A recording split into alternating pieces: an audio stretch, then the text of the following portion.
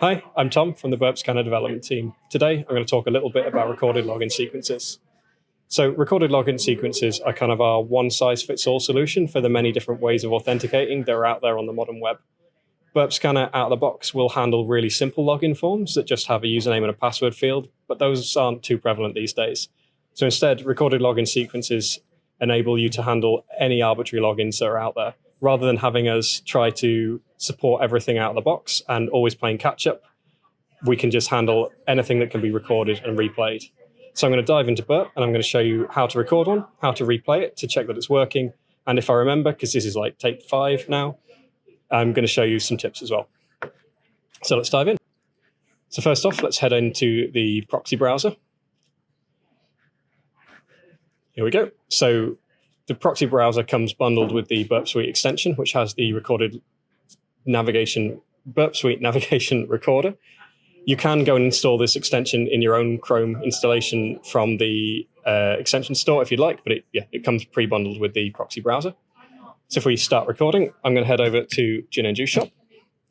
This is Portswigger's deliberately vulnerable application, and if you're familiar with it, you might notice that we've had a bit of a rebrand recently. It looks really snazzy now. And usefully for us, it has a multi-step login. So if we head over, here's our login form. Handily, it tells us what our username should be. And because it's deliberately vulnerable, it tells us what our password should be, which is handy for me because it means I don't have to remember it. So if we log in. So one tip that we suggest people use if they're having issues where their final page after their login takes a long time to load is to click on something arbitrary on the page that's only there when it's fully loaded. So we will try, after the recorded sequence is done, to make sure the final page is fully rendered before moving on. But giving us a hint as to what should be there when it is fully rendered makes things a lot smoother. If your page is nice and responsive, it's not too necessary. But when people are having issues, it's one of the first things we suggest. So now that's recorded. If we head back to the extension and we stop recording, we head into Burp. Now, we can replay it to check that it works. So if we open up a new scan and head over to the application login section, we can say that we want to use a recorded login sequence. We paste that in. Let's call it Carlos.